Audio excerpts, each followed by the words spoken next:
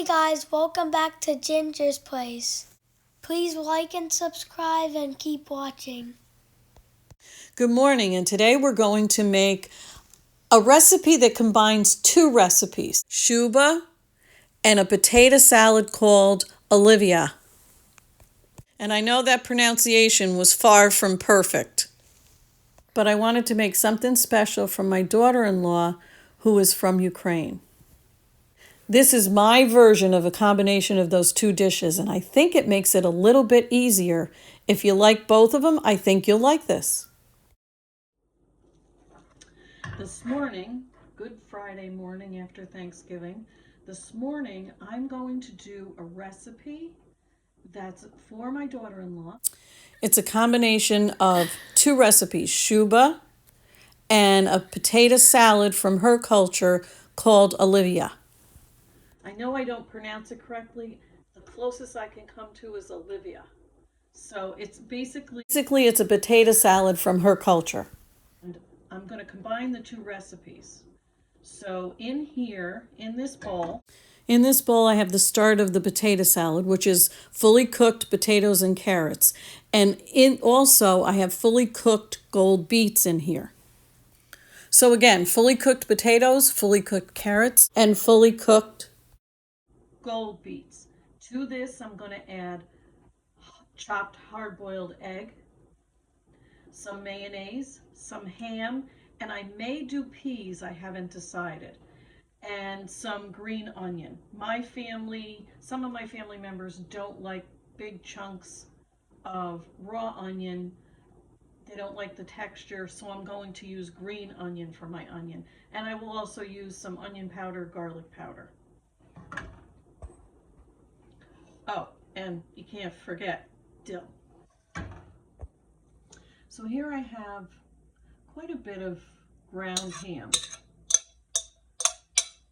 I actually put it through, I have this grater I've used on videos before. It has a hand crank, it's great. So I grated it with the large grating attachment in there. Probably, if I had to guess, there's probably about a cup. If I was going to do this just for me, I would have used Hormel ham in a can. And I probably would have used about 1.5 cans. I love that stuff. It's always tender, it's always juicy, it's always good. I use it in a lot of recipes. So now I'm going to put the vegetable mixture in there, and I'm going to chop up my hard-boiled eggs, mix it all together, and put it into a spring form pan. So I put the vegetables on top of the ham, and now I'm going to cut some of the green onion.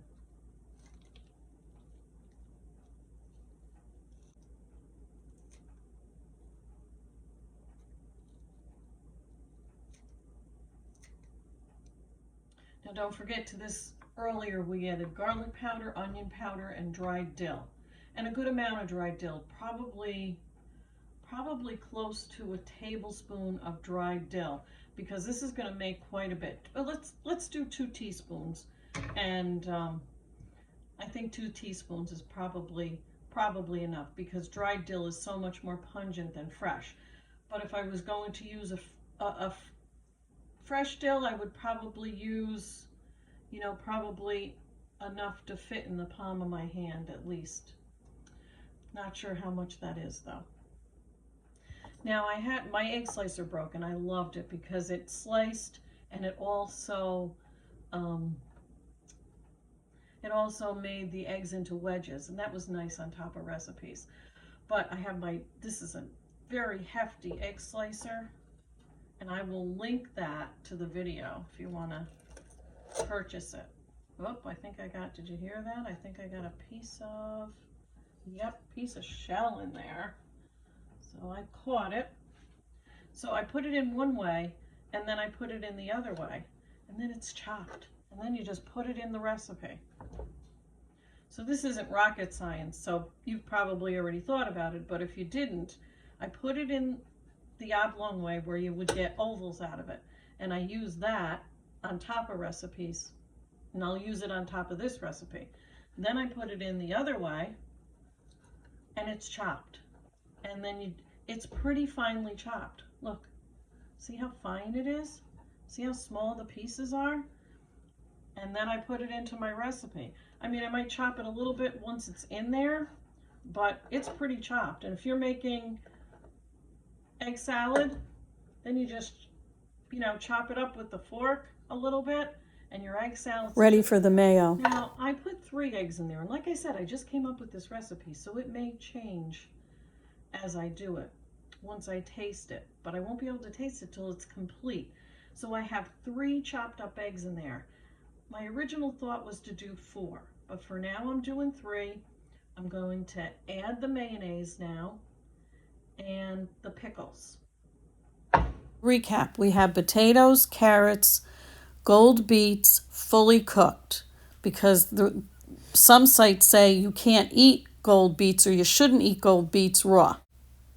I'm not a professional chef, so do your due diligence and do your research when you're making any recipes.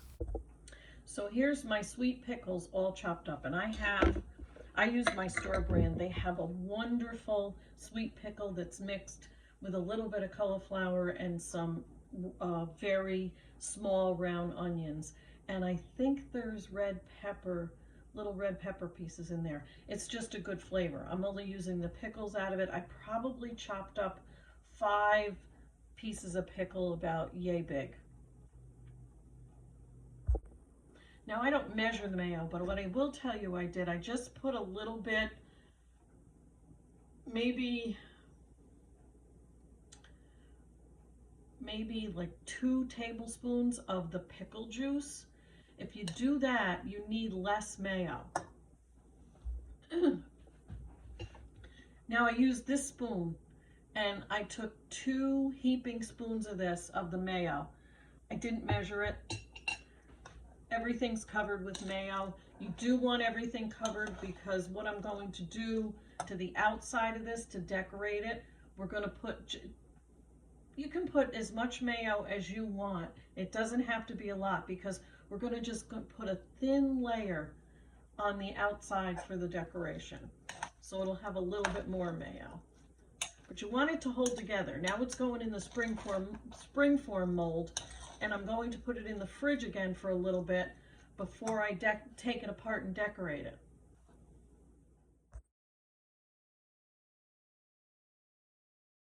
My springform pan is a little bit too big, so I had to push with a spoon, push it in a round shape. This springform pan was way too wide. It's a 10-inch. You really needed an 8-inch. So I just took a spoon and shaped it into the round that I wanted, the size that I wanted. So back into the fridge because I want it to set up, and then I'm going to show you what I'm going to do to the outside. Most people are familiar with green bean casserole and the fried onions you crumble on top. Well, this is beets. The same thing, but these are balsamic beets. So that's what they look like, and they're crunchy. I don't want to put it on the outside because I don't want them to get soggy. I want to do that after this has had a chance to go in the fridge and kind of hold together, and after I decorate the top. So I'm going to show you with the top decorated, but I'm going to do a photo with the beets on the side so they don't get mushy. So here's the top with some fresh dill and some oval shaped hard-boiled egg to make a design on top. I'm pleased with the design, and I think when you see the end product, you'll see what I mean, and that's going to add the red beets. So here's the finished salad. So here's my version of a cross between Shuba and Olivier. Don't forget to like and subscribe. And until next time.